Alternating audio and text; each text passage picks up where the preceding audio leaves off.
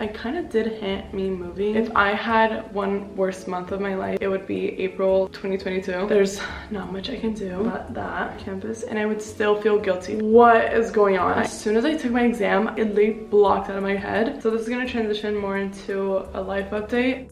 Hi guys, I thought today we could do a little different video and do a huge Q&A slash life update slash everything you need to know about me, in case you're new here, in case you've been here, or if you haven't watched a video in a very long time and you're very confused what I am doing with my life and you want to know more about my life.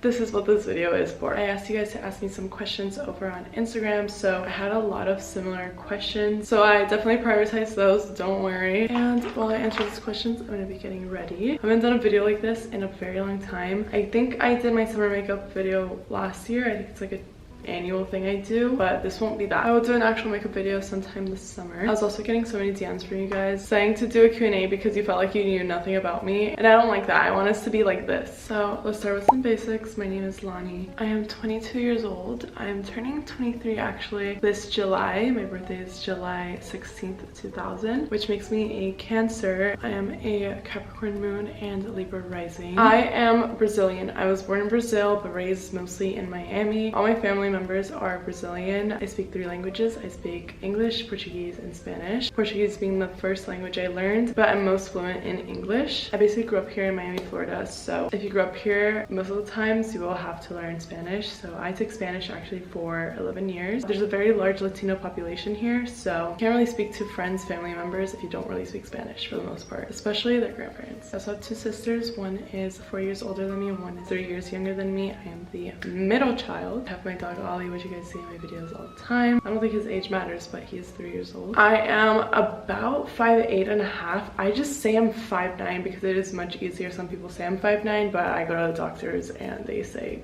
5'8" or 5'9" every time. So I just stick right in the middle. I don't round up like most men. So something that's kind of funny is that a lot of you say I look short. I wouldn't say short, but like 5'4", so like shorter than what I am. I think those are the general basics. I know a lot of you get really curious about my ethnicity, but I went to school here in the US, so I am not an international student, which was a big misconception, which some people did think, but I am not. When I do these Q&As, a lot of you ask, why did I start YouTube? How did I start YouTube? How did I like stop caring about what people think? And this is this. I have so many things to say about that. I wouldn't say I was the most secure person as like a teenager and stuff. There's definitely been so much growth as I grew up. I would always compare myself to people on the internet. I would always want to be like those Tumblr girls in 2014. Joanna Kushta. I went blonde because I wanted to look like her. This, not a lot of people know, but I have been familiar with Final Cut Pro, which is my editing software, since I was, I think, 11 years old. So with any game that I would play, like those virtual games on the computer, I would make like edits and stuff for absolutely anything. I would edit absolutely anything, like music videos. I just like try to make myself familiar. Like the platform was so different than what it is now. So I would just keep re-downloading the free trial because it is a $300 program, and I wasn't just gonna ask my parents. I didn't even have the courage to ask for that. I would always film Target hauls in high school, hauls for absolutely anything. I had a huge makeup obsession with like the MUA era in 2016. I was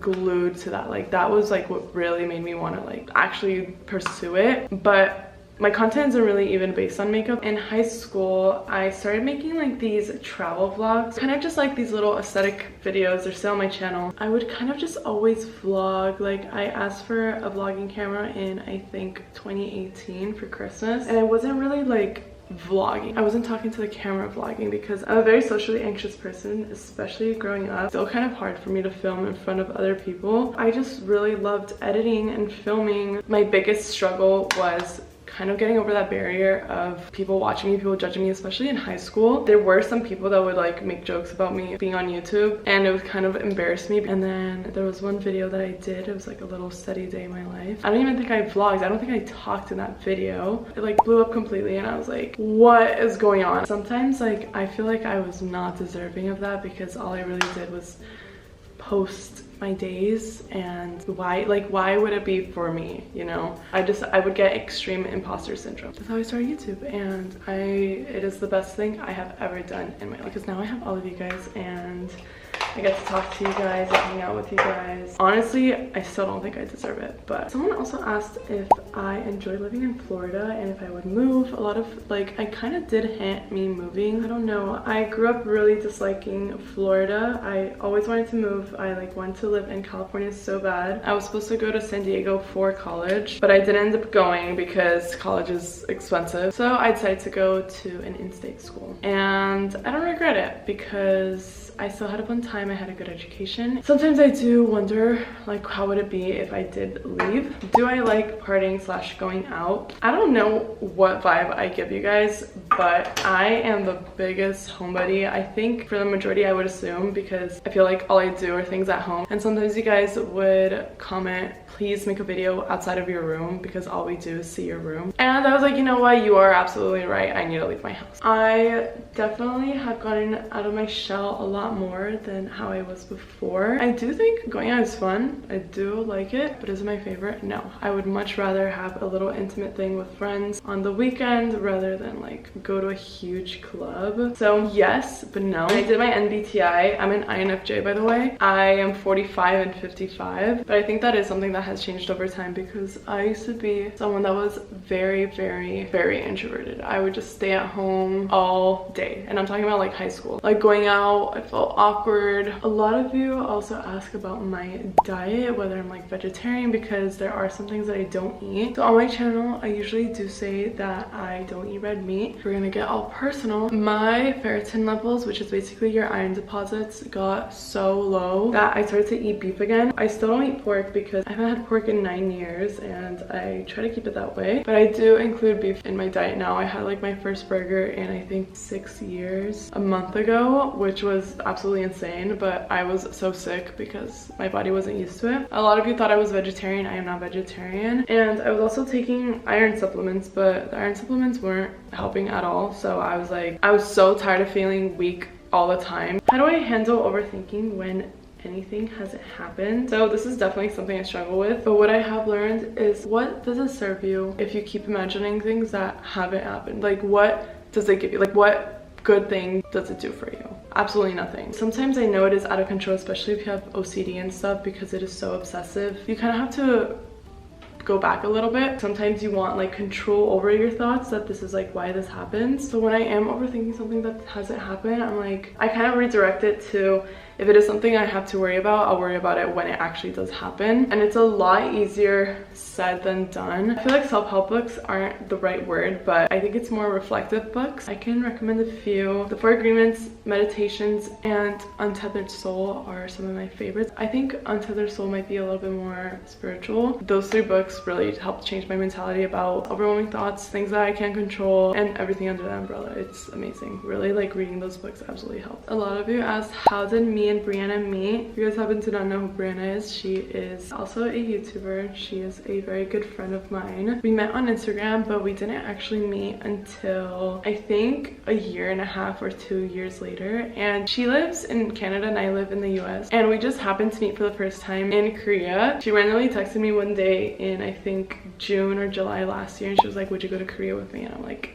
absolutely. Now we're planning a little other trip to Japan, which is gonna be so fun. Some of these questions are so random, but I'm kind of having fun with it. Next one is if I have road rage. And I chose this question because I think this is a very cool question. Surprisingly, I do not have road rage, but I won't yell. I won't get angry. I don't know what it is. I don't get angry. I see my sister though, and I'm like, how are we related? Who did you learn this from? Because it was not me. How do you think you've changed socially the past year? So this is gonna transition more into a life update. I feel like I have changed so much in the past year, especially socially. If you happen to join here on the channel after I graduated, I was studying for the MCAT last year. I took my MCAT April 29th, 2022 and graduated April 30th, 2022. If I had one worst month of my life, it would be April 2022. But sometimes I look at my old videos and I'm like, I never want to give off the wrong impression. I wouldn't say I was unhappy, but I was very stressed out. I was extremely burnt out. I don't think anyone really talks about how studying for the MCAT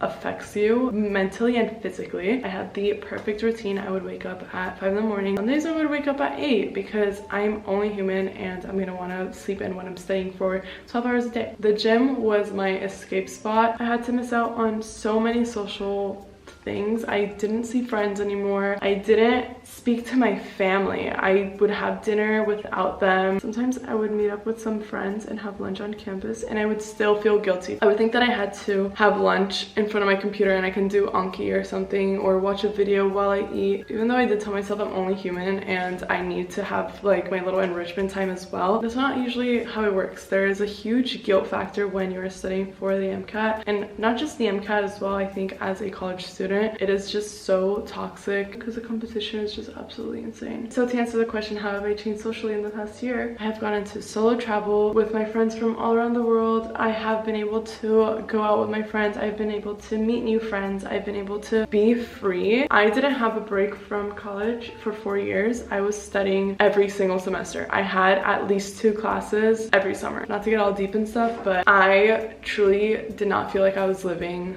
for a long time until I graduated. It's very sad to say, but that's exactly how I felt. College was kind of my safety net. My thing was studying. All I did was study, but I enjoyed studying, but that was my thing. Now it's like not so much my thing because while I am trying to study languages, it's not the same. We're gonna get to the questions that everyone asks me every single day, which is totally fine because I understand that you're curious, because I would be very curious too. It has just been a very long process. So my post-grad life, what is going on? Am I going to medical school? What am I doing? Why am I not doing anything? Why am I not in medical school? Why am I not doing this? Why am I have your answer. So I'm currently taking a gap year. I was initially gonna go for 1 year, but I think I'm striving to go for 2 or 3. 3 is a little much. I don't plan on going for 3. I'm basically entering my 2nd gap year right now since I graduated last year. I cannot recommend a gap year more to anyone. Exactly what I said. I am actually living. I'm getting to do things. I'm getting to hang out with people. We're allowed to like be real. So last year I was kind of just in my zone doing anything I wanted to do because I had freedom for the first time in a while and I was doing absolutely anything to enjoy it. I am still debating if I want to do a master's before I go to medical school because I'm absolutely in no rush to go to medical school. I know traditionally it is good to go early, but I don't really mind if I'm entering my residency if I'm 30 or 31 years old. I'm still deciding on what I want to do in the post-grad life, in the academic field. It might be a master's, it might be medical school. I didn't quit being a pre-med, I didn't quit anything. I just kind of took a halt and really tried to enjoy life, and I'm still doing so. So I do get a little bit more imposter syndrome because my content doesn't revolve on student life. That's where the post-grad life is at right now. Little summary: in my gap year, not in medical school yet, not applying to medical school yet, but not giving up on medical school. I hope that made sense. So now the last thing, my MCAT. Like I mentioned, I took my MCAT last April. I didn't study 3 days before my MCAT, and anyone that is taking their MCAT anytime soon, I really recommend that. The day before, go get a massage, go get your nails done, do absolutely anything that will make you relaxed and chill, because like how everyone says, studying for the MCAT is a marathon, it's not a race. So anything that you did learn, you learned already. So what some people recommend is refreshing, like having a little like cheat sheet basically for the day before, and you just skim through it and that's it. That's all you're gonna do, just so like you feel a little bit more confident. I've talked about this on, I think, TikTok lives. I had a really good MCAT experience. I don't know if you guys have heard, but there's like so many MCAT horror stories like that. People like, it kind of does feel like a little bit like a prison because they like check your hair and your wrists and like your clothes and everything. You have lockers, a whole screen. You're in a room with like 30 people all around on computers. So when I took my exam, I thought it was really easy. At the moment, it made me feel good, but the fact that my exam felt easy made me feel a little bit uneasy because why was it easier than all of the practice exams that I have been doing? As soon as I took the exam, I blocked it out of my head. I think I would think about it sometimes like right before bed. The heart would drop because I'm like, oh my god, my score is gonna come out soon. I cannot tell you what happened the day the scores came out because I don't remember. So I'm not sharing my score because I plan on retaking my MCAT. It's really just a personal preference, and when I'll be retaking it, I'm not sure because I have changed it. I just really do not want to rush anything. When I drove home, that was probably the happiest drive of my life. So that concludes my little Q&A slash life update slash whatever you want to call this, and I hope it answered any questions you guys may have had. And honestly, this was kind of fun. I kind of want to do this more. Maybe I'll do one for like a girl talk. I hope you guys enjoyed, and I'll see you guys in my next video.